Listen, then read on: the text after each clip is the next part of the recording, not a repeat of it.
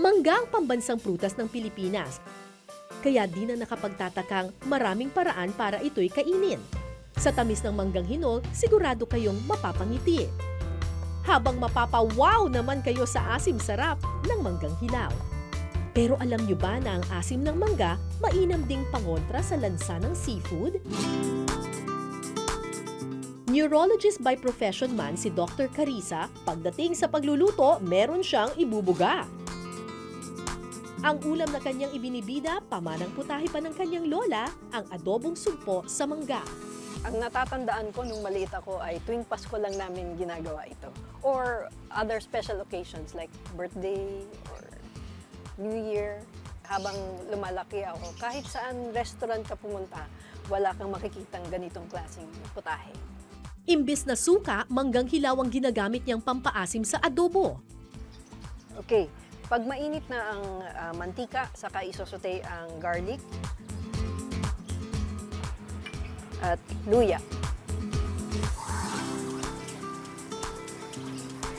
Pag ready na ang bawang at luya, saka ilalagay ang hilaw na mangga at tubig. Kalahating tasang tubig. Aantayin natin ngayon na lumambot ang mangga. Kapag malambot na ang mangga, pipisain ito para mas lumabas ang asim. At ngayon ilalagay natin ang asin, about 1 teaspoon, at ang cracked pepper. Pag nahalo na siya, aantayin na lang uli natin kumapal yung pinaka-sauce niya. Kung gusto nyo ng manamis-namis na adobo, pwede rin daw itong dagdagan ng konting asukal. Okay, pag ready na yung sauce, ipapatong lang yung sugpo. At dagdagan ng tubig para hindi masyadong kumapal yung sauce habang niluluto yung sugpo. Pag mapula na yung sugpo, pwede na siyang i-turn para pumula naman yung kabila. At ang final touch ay lalagyan ng konting patis para lalong lumabas ang flavor. Ilang minuto pa, pwede nang pagsaluhan ang adobong sugpo sa manggang hilaw.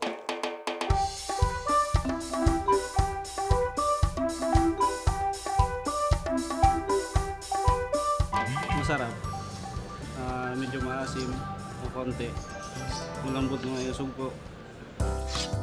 Our next seafood dish with green mango, recipe naman ng industrial designer na si En Xiang.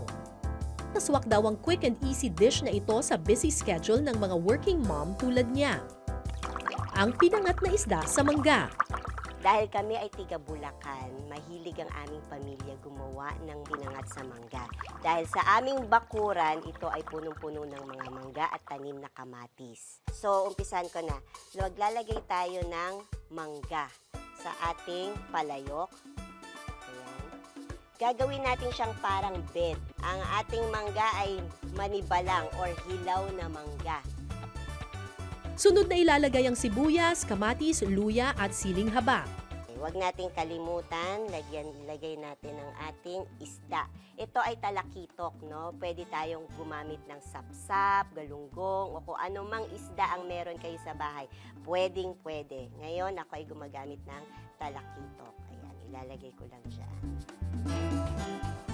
Tapos, lagyan natin ng asin, onting paminta, at ang ating patis, onting patis, pampalasa. Yan. Okay? At huwag kalimutan, lagyan natin ng onting-onting tubig. Siguro 1 cup lang of water, no? Takpan ng palayok at hayaang kumulo. After 15 minutes, ready to serve na ang pinangat na isda sa mangga.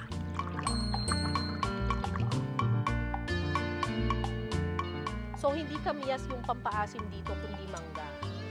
Pero ibang klaseng mangga to, yung manggang kalabaw daw to eh. Asim! Ito yung pinangat na talagang para kang kakagating sa asim nito. Wow! So, kung mahilig kayo doon sa pinangat na talagang maasim siya talaga, yung nangingibabaw yung asim, baka mas maganda nga gumamit